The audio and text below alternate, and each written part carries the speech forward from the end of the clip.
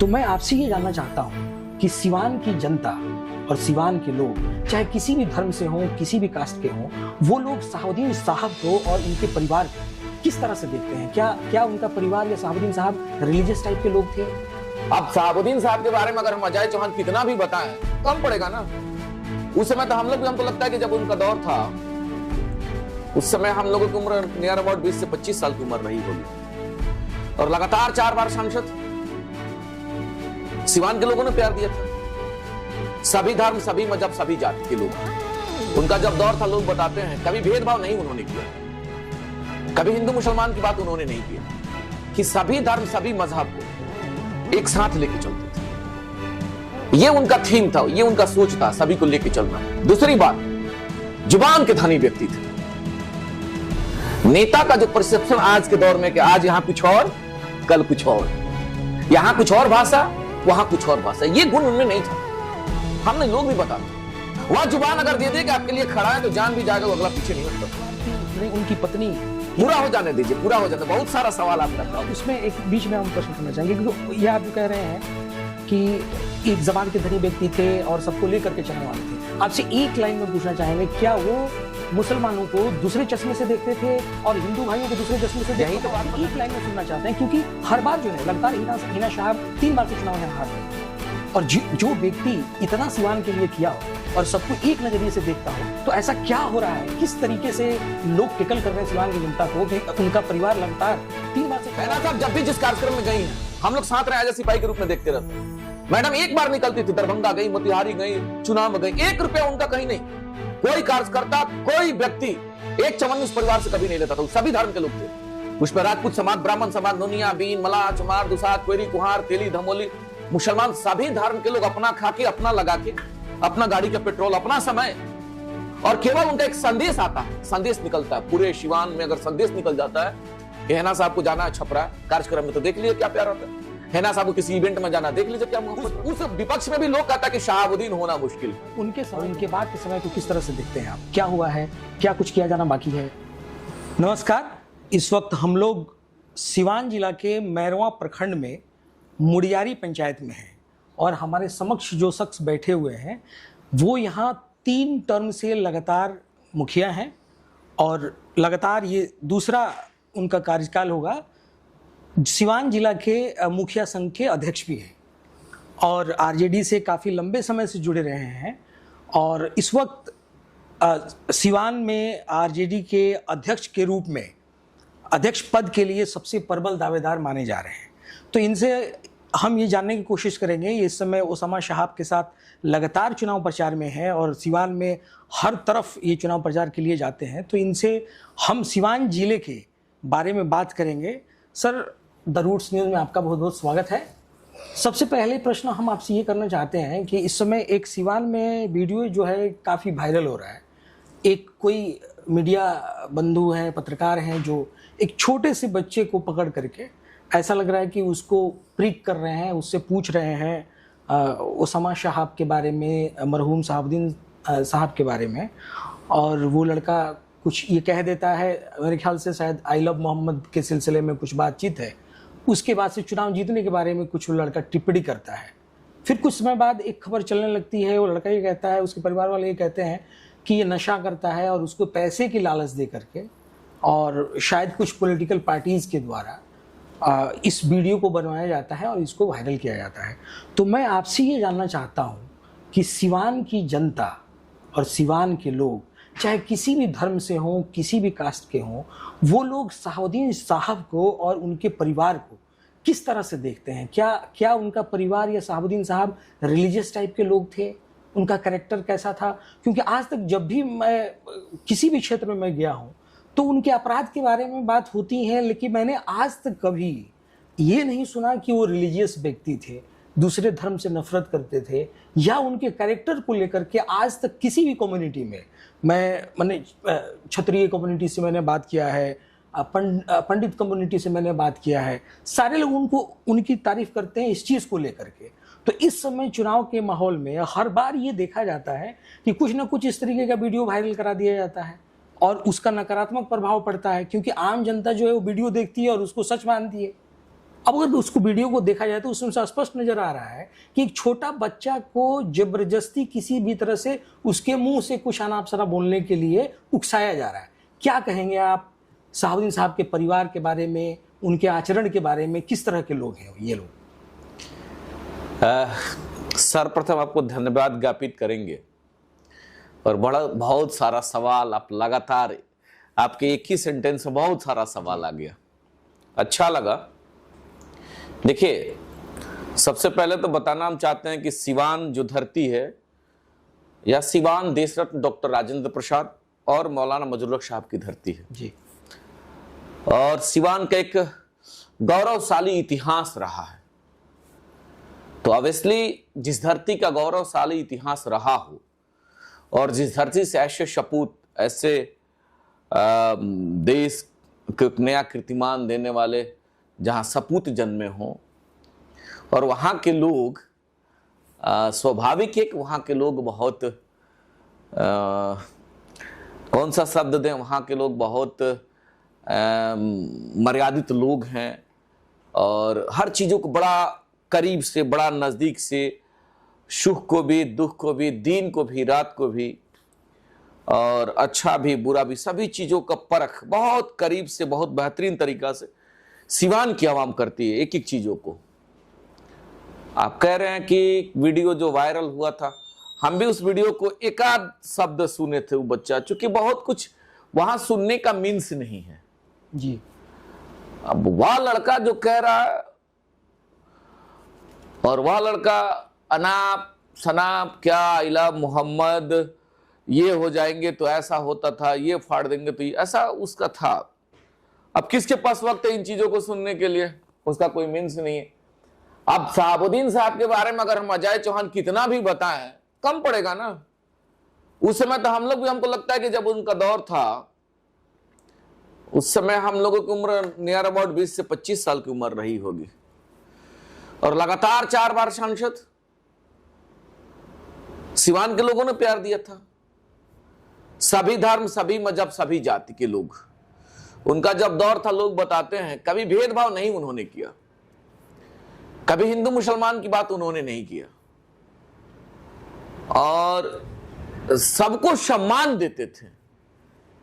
एक दलित के बेटा को, नजीर के तौर पे बताना चाहते हैं, दलित के बेटा को, परमात्मा राम जी को, जमीन से उठा करके आसमान तक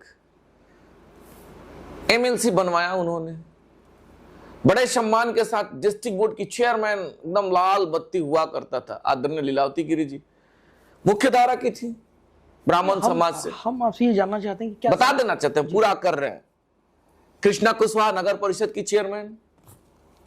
सबसे बड़ी बात है कि सभी धर्म, सभी मजहब को एक साथ लेके चलते थे, ये उनका थीम था, ये उनका सोच था, सभी को लेके चलना। दूसरी बात, जुबान के धनी व्यक्ति थे।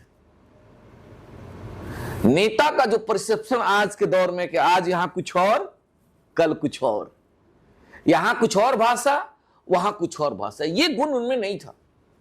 हमने लोग भी बताते हैं, वह जुबान अगर दे दे कि आपके लिए खड़ा है तो जान भी जाएगा, वो अगला पीछे नहीं हटता था। और उसी परिवार की, मैंने उनकी पत्नी, पूरा हो जाने दीजिए, पूरा हो जाने, बहुत सारा सवाल आपका था। उसमें एक बीच में हम प्रश्न करना चाहेंगे, क्योंकि ये आप जो कह रहे हैं कि एक जबान के धनी व्यक्ति थे और सबको लेकर के चलने वाले थे, आपसे एक लाइन में पूछना चाहेंगे, क्या वो मुसलमानों को दूसरे चश्मे से देखते थे और हिंदू भाइयों को दूसरे चश्मे से देखते थे? यही तो बात बताना चाहते हैं, ये हम आपसे एक लाइन में सुनना चाहते हैं, क्योंकि हर बार जो है लगातार हिना साहब 3 बार से चुनाव यहाँ हार रही है, और जो व्यक्ति इतना सिवान के लिए किया हो और सबको एक नजरिए से देखता हो, तो ऐसा क्या हो रहा है, किस तरीके से लोग टिकल कर रहे हैं सिवान की जनता को कि उनका परिवार लगातार 3 बार से चुनाव हार रहा है और इस बार भी हिंदू मुसलमान करने की कोशिश की जा रही है? लगातार 4 बार सांसद भी तो लोगों ने बनाया था। सवाल ये भी तो है, इसी सिवान के मालिक ने लगातार 4 बार सांसद, कभी उन्होंने हारा ही नहीं। एमएलए से शुरू किए और एमपी तक रहे, कभी वो चुनाव नहीं हारे। यह भी तो एक सवाल है, केवल इन चीजों पे नहीं कि लगातार 3 बार हार गई। हो सकता है परिस्थिति वैसा रहा, मोमेंट वैसा रहा। सवाल तो पहला बनता ही है जो अब आप कहते कि शहाबुद्दीन साहब क्या थे, और क्या वो चश्मा उनका ऐसा था कि माइनॉरिटी को दूसरे चश्मे से और हिंदू को दूसरे, ऐसा नहीं था। अगर ऐसा रहता तो लगातार 4 बार सांसद नहीं रहते। आप पता करवा लीजिएगा ना उनके बारे में, क्षेत्र में पता कर, सभी धर्म के लोग, सभी मजहब के लोग, विशेष करके हिंदू समाज के लोग। और आज साहब का ही तो किया हुआ है। चुनाव हारना अलग बात है, 3 लाख वोट आया था इंडिपेंडेंट को, बता दीजिए ना। 3 लाख का जो ताकत है, शहाबुद्दीन साहब का 3 लाख की ताकत, मैम का 3 लाख जो ताकत आया था, तो हैना साहब जो लोगों का प्यार मिला, किसका प्यार मिला था पता करवा लीजिएगा। हैना साहब जब भी जिस कार्यक्रम में गई हैं, हम लोग साथ रहे एज ए सिपाही के रूप में देखते रहते हैं। मैडम एक बार निकलती थी, दरभंगा गई, मोतिहारी गई, चुनाव में गई, 1 रुपया उनका कहीं नहीं। कोई कार्यकर्ता, कोई व्यक्ति एक चवन्नी उस परिवार से कभी नहीं लेता था। सभी धर्म के लोग थे उसमें, राजपूत समाज, ब्राह्मण समाज, नोनिया, बीन, मलाह, चमार, दुसाद, कोयरी, कुहार, तेली, धमोली, मुसलमान, सभी धर्म के लोग अपना खा के, अपना लगा के, अपना गाड़ी के पेट्रोल, अपना समय, और केवल उनका एक संदेश आता है, संदेश निकलता है। पूरे सिवान में अगर संदेश निकल जाता है कि हैना साहब को जाना है छपरा कार्यक्रम में, तो देख लीजिए क्या प्यार रहता है। हैना साहब को किसी इवेंट में जाना, देख लीजिए क्या मोहब्बत रहता है। किनका है ये कमाया हुआ? वो तो फक्र से कहती है, आयरन लेडी के रूप में हम लोग कहते हैं आयरन लेडी है, फक्र से कहती है। कभी देख लीजिए उनका एक स्टेटमेंट बता दीजिए। नहीं, हर बार देखिए ये माहौल तो कौन हो जाने दीजिए। हैना साहब अभी इंडिपेंडेंट चुनाव लड़ी थी या दल से भी चुनाव लड़ी थी, एक किसी वीडियो क्लिप उनका दिखवा दीजिए। किसी अपोजिशन को या किसी भी लीडर को अगर किसी ने उनको कोई अमर्यादित भी बोला तो सम्मान से उन्होंने कहा, अलग होकर लड़ी थी, तब भी किसी को बता दीजिए उनका कोई लैंग्वेज, कोई भाषा, कोई जुबान, किसी के प्रति कोई निगेटिव रहा। हम लोग तो कभी कभी बोल भी देते हैं कार्यकर्ता होने के नाते, मेरे नेता का पहचान अलग था, और उन्हीं की धर्म पत्नी है ना, साहब की पत्नी है। साहब का किया हुआ ताकत आज भी लोगों के दिल में स्थापित है। इस वजह से हैना मैम का एक अलग पहचान है। अब चूंकि सवाल एक आ जाता है कि अभी ही क्यों, वह वीडियो का क्लिप अभी ही क्यों और ऐसा क्यों? ठीक है, उनका अपना तरीका है। विपक्ष के लोगों को अगर ऐसा लगता है कि वही वीडियो क्लिप चलाएंगे तो लोगों का पोलराइजेशन मेरे तरफ हो जाएगा, चुनाव जीत जाएंगे। यही प्रश्न मेरा आपसे है कि एकदम चुनाव से नजदीक है और इस समय पोलराइज करने का, ध्रुवीकरण करने की कोशिश की जा रही है, और लगभग हर बार ये करने की कोशिश की जाती है। देखिए, हम फील्ड में रहते हैं और सुनते हैं पब्लिक से, किसी भी तरह से पोलराइज करने की कोशिश किया जाता है, और जिस शख्स ने यहाँ के सबको एक चश्मे से देखा हो, सबके लिए काम किया हो, हर कम्युनिटी के लोग उनकी तारीफ करते हैं। कुछ आपराधिक केसेस को छोड़ दिया जाए तो उन्होंने कभी नहीं कहा कि उन्होंने वो बहुत ज़्यादा रिलीजियस थे या उनको सबको अलग अलग नजरिए से देखते थे। तो इस चीज को आप काउंटर कैसे करेंगे? यही बात, हर बार ऐसा करने की कोशिश, यही बात हम कह रहे हैं। हम इसी बात पे आना चाहते हैं कि हमारे विपक्ष के किसी भाई या जो भी लोग हैं उन चीजों में अगर उनको लगता है कि इसी प्रकार से हम पोलराइजेशन करवा लेंगे, तो आप किसको पोलराइज करवाइएगा? सिवान के मालिकों को। और सिवान के मालिक किस धरती के हैं? तो डॉक्टर राजेंद्र प्रसाद के धरती के हैं, मौलाना मजरुल हक साहब के धरती के हैं। और इस धरती के लोग ऐसे तो नहीं है ना कि वो बातों को नहीं समझते हैं। स्वाभाविक है कि जिस धरती में इतना ताकत है, हमने पहले ही कहा कि इस धरती का गौरवशाली इतिहास रहा, और इस भूमि के मालिक इस प्रकार से आपके पोलराइजेशन से ऐसा नहीं हो जाएगा। लोग एक एक चीजों को देखते हैं, लोग एक एक चीज को बड़ा करीब से देखते हैं, तब रिएक्ट करते हैं। वो आपका काम है, वीडियो 1000 चलवाइए, कोई फर्क नहीं पड़ता। उस परिवार के बारे में सब लोग बखूबी नजदीक से जानता है। आप सिवान के किसी भी क्षेत्र में जाइए, किसी भी मजहब, किसी भी धर्म, किसी भी दल, किसी भी जाति में, आप अपोजिशन में जाइएगा, हो सकता है पॉलिटिकल चीजें हैं तो वो भला बुरा लोग कह देता है, लेकिन ये पॉलिटिकल अपोजिशन के लोग भी कहते हैं कि वो आदमी जुबान के धनी थे, वो आदमी जो कहते थे वही होता था। उस विपक्ष में भी लोग कहता कि शहाबुद्दीन होना मुश्किल है। उनके समय को और उनके बाद के समय को किस तरह से देखते हैं आप? क्या हुआ है, क्या कुछ किया जाना बाकी है? कुछ साहब जो किए थे, एक नया कीर्तिमान उन्होंने स्थापित किया था विकास के क्षेत्र में, निर्णय लेने के क्षेत्र में, काम के प्रति जो समर्पण था, काम के प्रति, वो काम जनता का काम, मालिकों का काम, वो काम नली हो, गली हो, स्कूल हो, एजुकेशन हो, उनका जो थीम रहता था, एजुकेशन के प्रति जो डिवोटेड थे, जो समर्पण था, शिक्षा के प्रति, खेल के प्रति जो समर्पण था। जब उनका दौर हुआ करता था, हम लोग छोटे थे, हर गांव में बड़ा इवेंट खेल के प्रति, फुटबॉल को बहुत प्रेमी थे जी। वह भी तो परिवर्तन है, उससे भी तो हमारे नौजवान, हमारे बिहार, हमारे सिवान के लोगों का, उसमें भी हमारे नौजवानों का प्रतिभा उस माध्यम से बढ़ेगा। हर वक्त तो यही सोचते रहते थे कि मेरे सिवान का प्रतिभा कैसे आगे जाए। उस व्यक्ति का नाम शहाबुद्दीन। उनका और क्या सपना था जो वो पूरा नहीं कर पाए सिवान के लिए, जो उन्होंने सोचा हो या जो आपको लगता हो कि उनके बाद ये चीज अधूरा रह गया? सिवान को बेहतर सिवान बनाने की परिकल्पना उनकी रही थी। किस तरह से? कि सिवान को विकास की गति में नंबर 1 पे रखा जाए। और एक चीज बताना चाहते हैं, आज के दौर में, उस दौर में उनके कार्यकर्ता जो हुआ करते थे, उनके कार्यकर्ता साहब के जो कार्यकर्ता, जो उनमें आस्था, उनके नीति और सिद्धांत में जो लोग आस्था रखते थे, अगर एक काम कहीं किसी गांव में हो गया, किसी सड़क का निर्माण, सब लोग मजबूती से, और एक चमन्नी हुआ व्यक्ति कभी कोई अमीशन कमीशन 1 रुपया अलाली दलाली उस परिवार में साहब ने वैसा कभी नहीं किया है। किसी के साथ कोई माई कलाल करने वाला नहीं। एक चवन्नी ने ये वफादारी थी, ये अपने कार्यकर्ताओं के प्रति उनका समर्पण था, उनको लेके चलना, उनको उनके सुख दुख को बांटना, कैसा सोचते थे वो हर वक्त। एक समय इसी वजह से उनके नहीं रहने के बाद भी आज बिना शहाबुद्दीन का कोई नाम, बिना उनके बाद का कोई शब्द पूरा नहीं होता है। एक समय था कि सिवान की 8 सीट आरजेडी के खाते में जाती थी। अगर मान लीजिए कि इस बार आपका क्या आकलन है, 8 सीटों में से कितनी सीटों पे आप अपनी दावेदारी मजबूत? देखिए, मैं अभी उन चीजों पे, क्योंकि हम लोग एक साधारण कार्य करते हैं, बड़े लीडर तो हम लोग हैं नहीं जो सभी चीजों का आकलन हम कर रहे हैं बैठ के। हाँ, ये जरूर है कि बिहार के डायनेमिक फेस के रूप में, बिहार के भविष्य, बिहार के भावी मुख्यमंत्री के रूप में तेजस्वी यादव जी जिस प्रकार से सोच रहे हैं, जो कह रहे हैं कि बिहार को बेहतर बिहार बनाना है, बिहार को नया बिहार बनाना है, बिहार को बदलना है, युवाओं के लिए रोजगार का व्यवस्था करना है, पलायन रोकना है।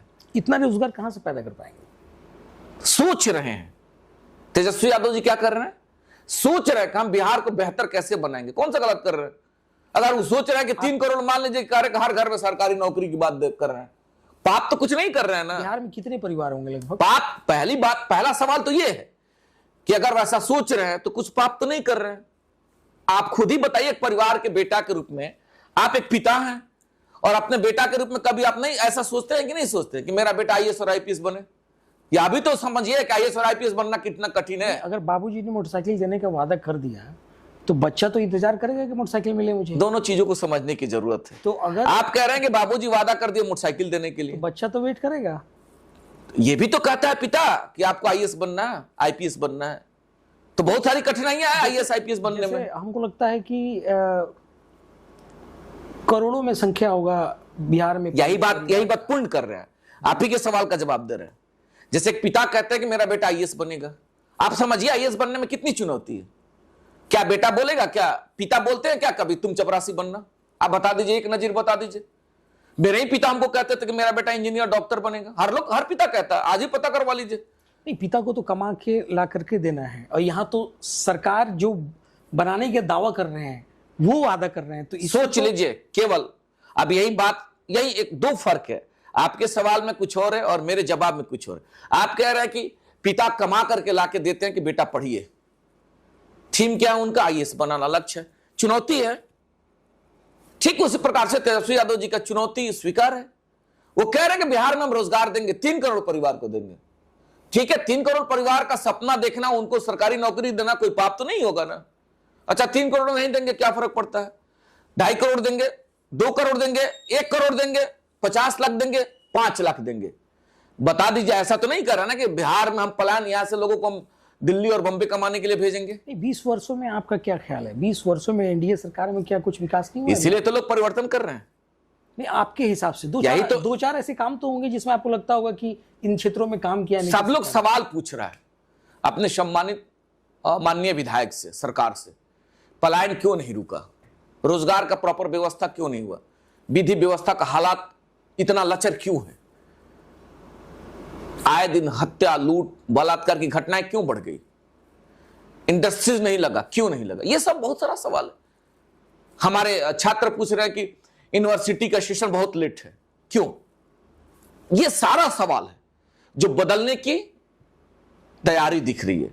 इसी सवालों से लोग कह रहे हैं कि इस बार बिहार बदलना है, हवा में नहीं। इन सवालों की वजह से लोग कह रहे हैं कि बिहार को बदलना है, सत्ता बदलना है। इस समय एक और फैक्टर आ चुके हैं, प्रशांत किशोर जी। क्या कोई मुद्दा है, कोई फैक्टर है बिहार में? पीके सर वही कर रहे हैं ना, पीके सर भी तो वही कर रहे हैं। वो कह रहे हैं कि हमको बिहार को बदलना है, बिहार को बेहतर बिहार बनाना है, हम बिहार में नौजवानों को रोजगार देंगे। सबका सोचना तो वही है। अब हो सकता है कि पीके सर का स्टेटमेंट पीके सर का पोलराइजेशन करने का एक तरीका अलग है। आप सवाल उन पे भी कर रहे हैं, आप सवाल उन पे भी कर रहे हैं, आप सवाल लेकर के लोगों के बीच में। मेरे नेता का ये सब नहीं है। मेरे नेता आदरणीय तेजस्वी यादव जी और बाबू ओशामा। प्रशांत किशोर पूरे बिहार में बहुत ही दमखम के साथ प्रचार कर रहे हैं और वो लगातार आरजेडी गवर्नमेंट जो पहले 15 वर्ष रही है उसके साथ साथ जो एनडीए गवर्नमेंट है उन पे भी लगातार प्रश्न कर रहे हैं। सोच भले एक हो सकता है कि जो जिस तरीके से प्लान रोकने की बात तेजस्वी यादव जी कर रहे हैं उसी प्रकार से ये भी कर रहे हैं। हम ये आपसे जानना चाहते हैं कि जिस प्रकार से इक्वेशंस पहले से सेट हैं बिहार में, तो इस समय क्या प्रशांत किशोर आए हुए हैं तो ये क्या ऐसा लगता है कि महागठबंधन को ज्यादा नुकसान पहुंचाएंगे? प्रशांत किशोर सर किसको नुकसान पहुंचाएंगे और अपना विजन लेके जा रहे हैं, अपना थीम लेकर के जा रहे हैं, सवाल खड़ा कर रहे हैं सरकार पे, सवाल खड़ा कर रहे हैं 15 वर्ष के कार्यकाल पे, उस 15 साल के कार्यकाल पे। 25 साल हो गया उन चीजों को देखते हुए, 20 साल हो गया लोग देख रहे हैं। अगर उन्हीं सब सवालों से बिहार के मालिक में जाकर के पोलराइज करवाने का काम कर रहे हैं तो ये उनका तरीका है, उनके सिस्टम, उनके तरीका से मेरा कोई सरोकार नहीं है। हमारे नेता का सिस्टम, हमारे नेता का लॉजिक, हमारे नेता का थीम हर जगह बिहार में जाके कह रहे हैं, अपने मालिकों के बीच में जा रहे हैं कि हम बिहार को बदलते बिहार के रूप में देखना चाहते हैं।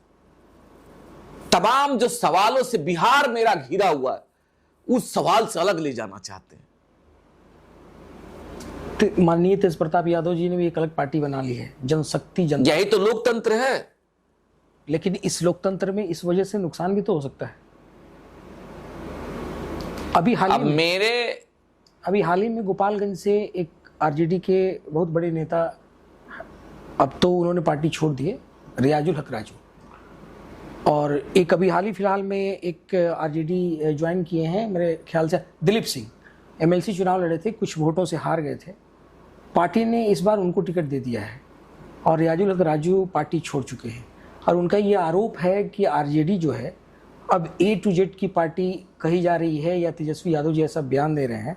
और उनका ये कहना है कि इसमें अल्पसंख्यकों की अनदेखी की जा रही है। इस बात को कैसे देखते हैं आप? देखिए, बिहार की पार्टी कोई भी हो, राजनीतिक सोच वाला व्यक्ति और सामाजिक सोच वाला व्यक्ति, हर व्यक्ति की आकांक्षाएं हैं। हम आपके सामने बैठे हुए हम एक साधारण मुखिया हैं, ऐसा क्या लगता है मेरी आकांक्षा नहीं है? हम भी 20 साल से लगातार पंचायत के सेवक के रूप में हमने सेवा किया है, मेरी भी आकांक्षाएं हैं।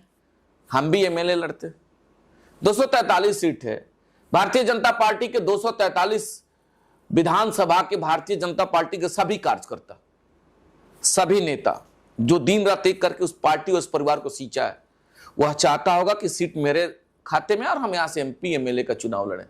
राष्ट्रीय जनता दल 243 पूरे बिहार के सभी विधानसभा में राष्ट्रीय जनता दल के सभी कार्यकर्ता इसी मजबूती से पार्टी का काम, संगठन का काम, पार्टी के निर्देशों का जो अनुपालन करना, समर्पण रखना।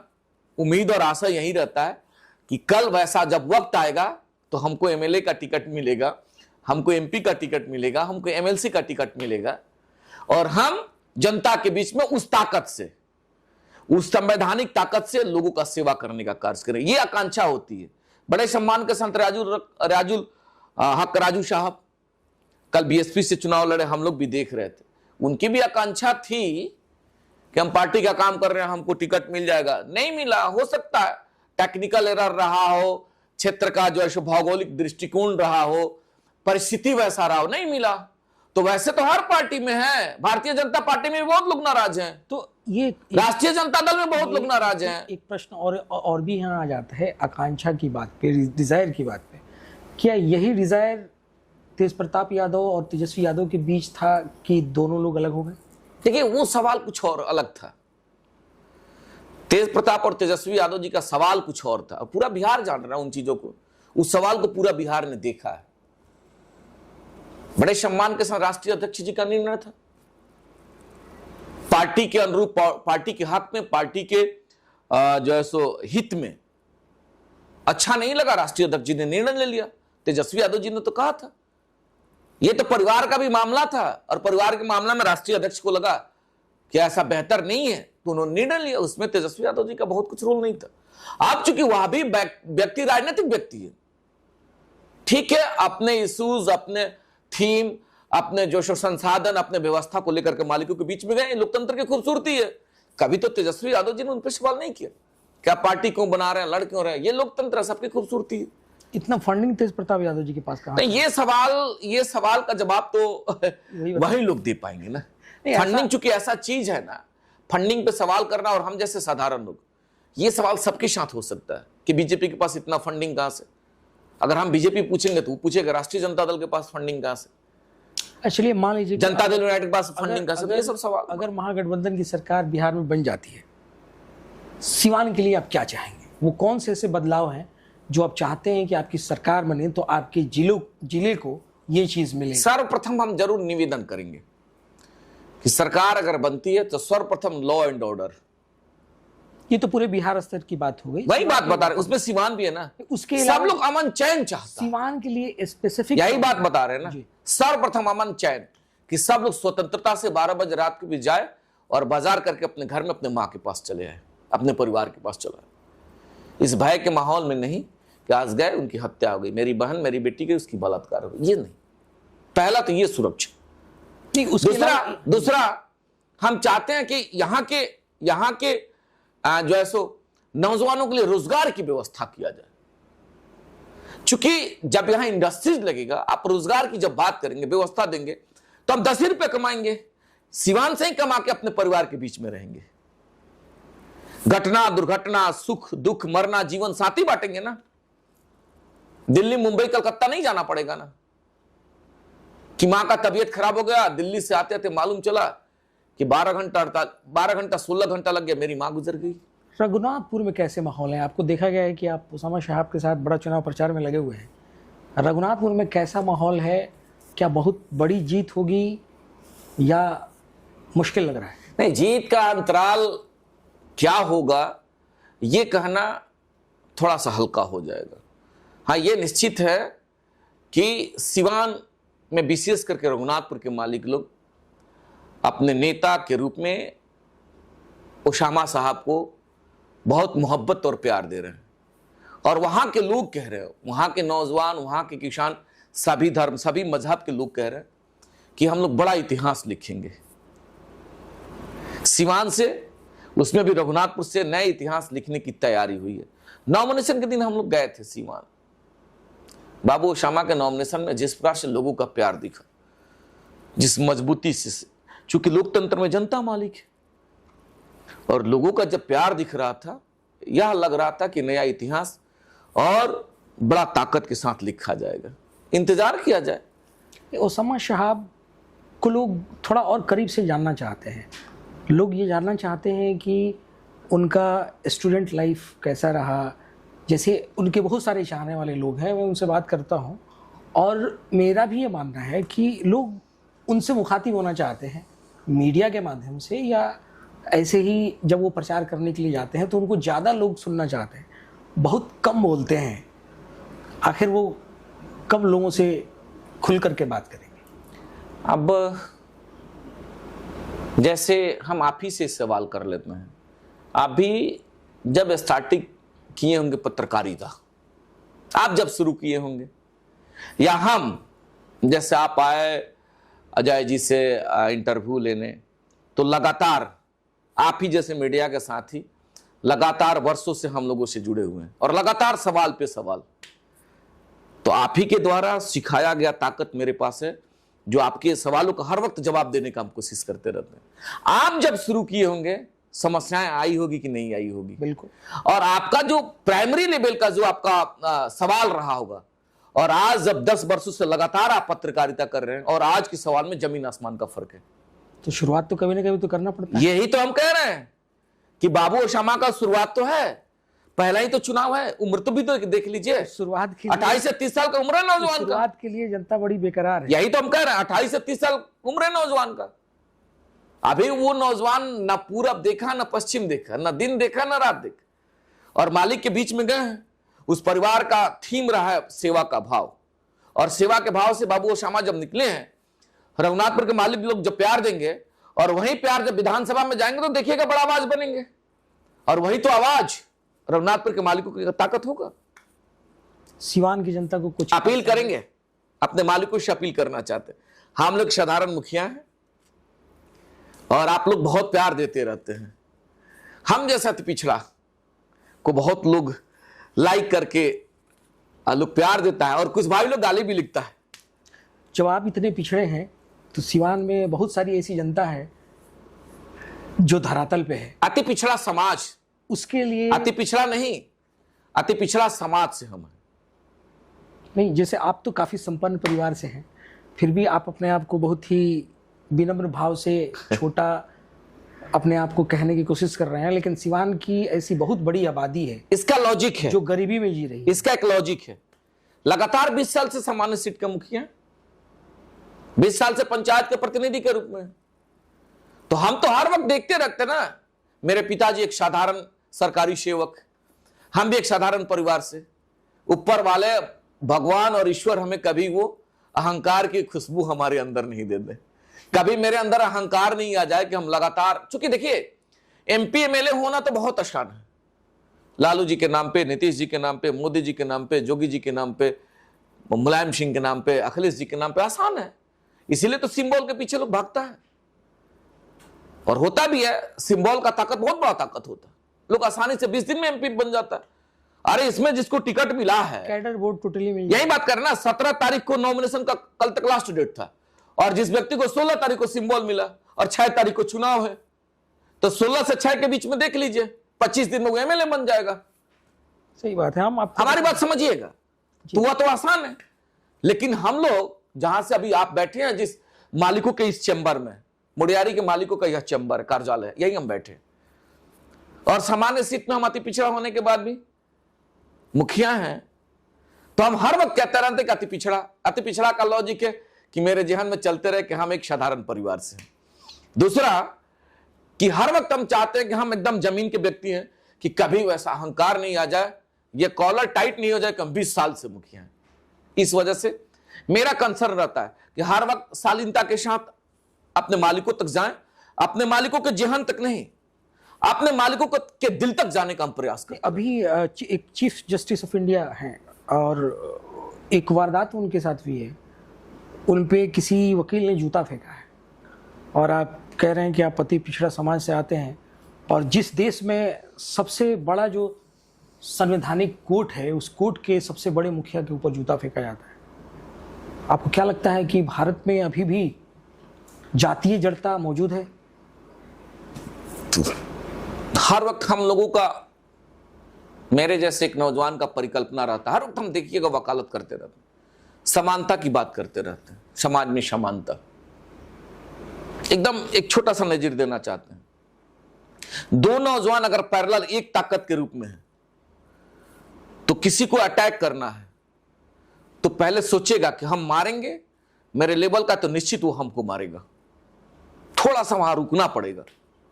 लेकिन अगर एक नौजवान कमजोर है और दूसरा नौजवान ताकतवर है, कोई बात है तो ताक से मारेगा, चूंकि जाने रहेगा मजबूत है। लेकिन वहीं अगर दोनों नौजवान इक्वल हो, अगर 4 धर्म के लोग, 4 जाति का नौजवान अगर सेम एमबीबीएस डॉक्टर है, तो एक दूसरे पे सवाल करना बहुत बड़ा कठिन होगा।